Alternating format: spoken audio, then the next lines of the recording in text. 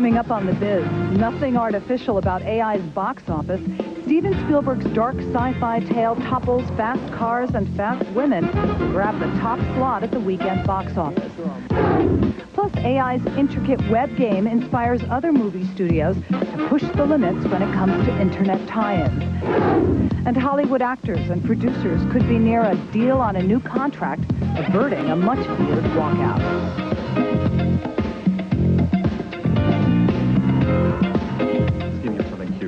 Hello and welcome to The Biz. I'm Susan Lesovich. It's great to have you with us. All of that coming up, but we begin with the hit movie AI. The Spielberg film not only illustrated what the future holds for robotic technology, it also used a complex internet game to drum up movie interest. After this great leap in film tie-ins, what's next for internet marketing? Joining me now with insight is T.S. Kelly, media analyst with Nielsen Net Ratings. And the fact that Nielsen even has a net rating division says it all, doesn't it? Most definitely. We're tracking all, up with 70,000 panelists nationwide. We're tracking all the clicks, all the purchases, and all the streams, even connected to movies as well. Well, welcome. It's good to have you with us. And the fact is, it's pretty exciting these days because movies have really put a lot of resources, both financially as well as creatively, and AI among the latest. What did the studios do differently here with AI? Well, gone are the days when you have that 39th smash week and movies are out for months on end. They've got a small window to make things happen. So now what they're doing is they're emphasizing.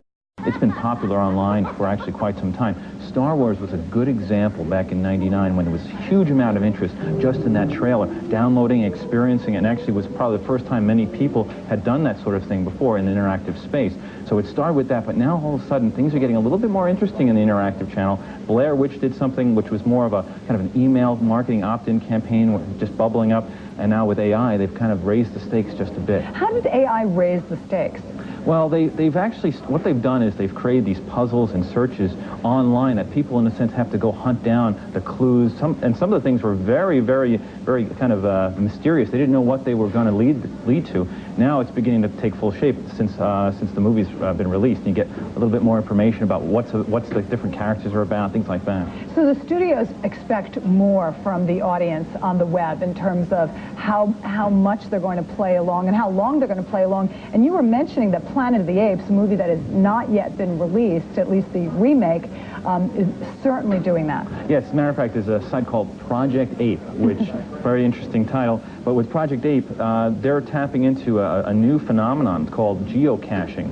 And there's a site called geocaching.com, and what you do is that since most recently last year, they changed the regulations about how GPS technology can be served to the consumer. You can actually get much more accurate data. People are leaving things in all sorts of places, and then through geocaching, they're actually able to track it down. So I could leave a little prize somewhere in the middle of Central Park, and then somebody else will come and get it and put something else in there. And they've done that with in a sense, Project Ape as well, where they're leaving every Friday some little piece of information, and people are going out trying to find these things. So it's not a virtual scavenger hunt, because in reality, you will find something if you follow the clues correctly? That's correct. So as I said, they're emphasizing this immersive experience that you're getting, not just from a movie, but from, again, a game. In this case, it's probably the most ultimate scavenger hunt that's been made possible so far. So again, there's a lot more immersive. They're going with their strengths, the marketing muscle. If you can stretch it out a few extra weeks, that'll mean millions of dollars back to the movie studio. Is there anything that a website can't do anymore? Because you were mentioning how you can download the trailers.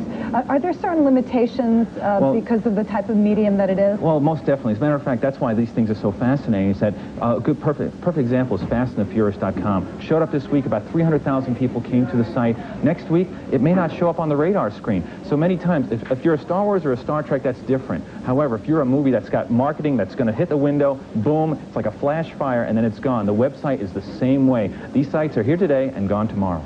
You know, everyone mentions the Blair Witch as really being sort of a new chapter in how to market and how important it is to market. Is there any example that you've come across where a company, an entertainment company, really had an opportunity and simply blew it?